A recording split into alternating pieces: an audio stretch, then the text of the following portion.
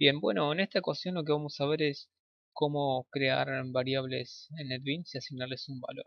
¿Sí? Como verán acá, puse las variables más comunes que hay. ¿Sí? En este caso están las de tipo byte, ¿sí? En la cual voy a poder representar valores entre -198 y 127. ¿Sí? Por ejemplo, si yo acá pongo un 8, ya me va a marcar un error en NetBeans, entonces llegan hasta 127. Esta es la de tipo short, ¿sí? Que me permiten asignar un valor, si no más de 32.767. Fíjense, si yo pongo un 8 me tira un error, ¿sí? Entonces tiene como un valor acotado. Luego están las variables de tipo entero, ¿sí? Que van a poder, me permiten trabajar con números más grandes, solamente de tipo entero. Fíjense, si yo pongo un punto decimal acá, me va a tirar un error. Para eso vamos a utilizar las variables siguientes, ¿sí? Que son de tipo float, ¿sí? Que van acompañados solamente cuando las asignamos con un símbolo, con una letra F, que me indica que son de tipo float, ¿sí? Entonces pongo el tipo de variable, el nombre de la variable, ¿sí? Seguido de la F. Y luego están las de tipo doble, también me va a permitir trabajar con puntos decimales. ¿Cuál es la diferencia entre float y doble? Bueno, float lo que va a hacer es, más que nada, nos permite trabajar con valores que son mucho más precisos. Por ejemplo, cuando hablamos de datos en centímetros, sí que no necesitamos tanta precisión, o cuando hicimos el trabajo de los grados. Bien, son tipos de datos que no van a tener cierta precisión. En cambio, cuando utilizamos las variables de tipo doble, sí vamos a necesitar decimales bastante grandes. Por ejemplo, lo que son las transacciones bancarias. Bien, o algún otro dato que necesitemos sí, un cierto grado de precisión.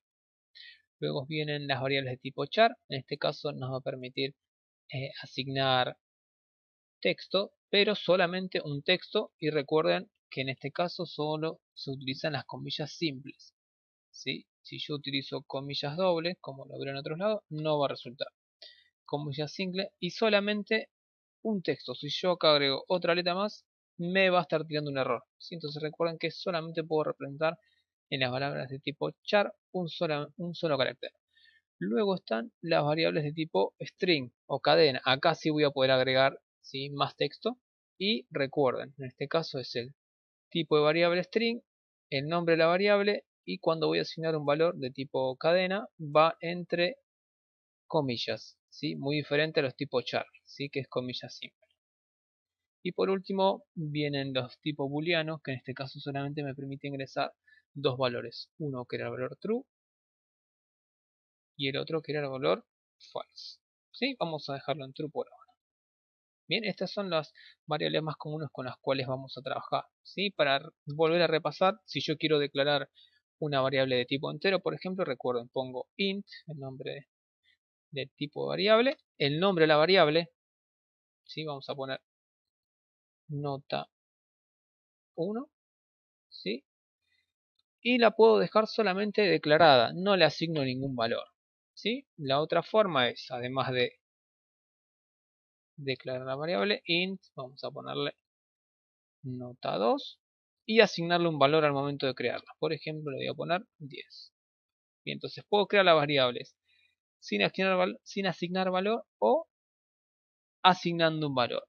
O la tercera, crear una variable, otra vez, vamos a probar nota 3, ¿sí? Creo la variable por un lado y luego la asigno, ¿sí? Luego, en el momento que lo precise, por ejemplo, voy a poner nota 3, ¿sí? Es igual a 6.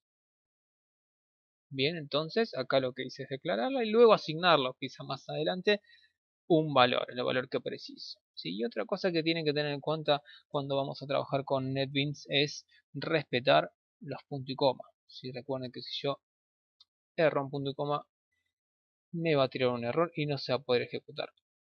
Bien, entonces acá vimos cómo declarar las variables, cómo declararlas solas, cómo declararlas asignando un valor o declarándolas y luego ingresando un valor en el momento que yo lo precise. Bueno, espero que les haya servido. Sí, muchas gracias.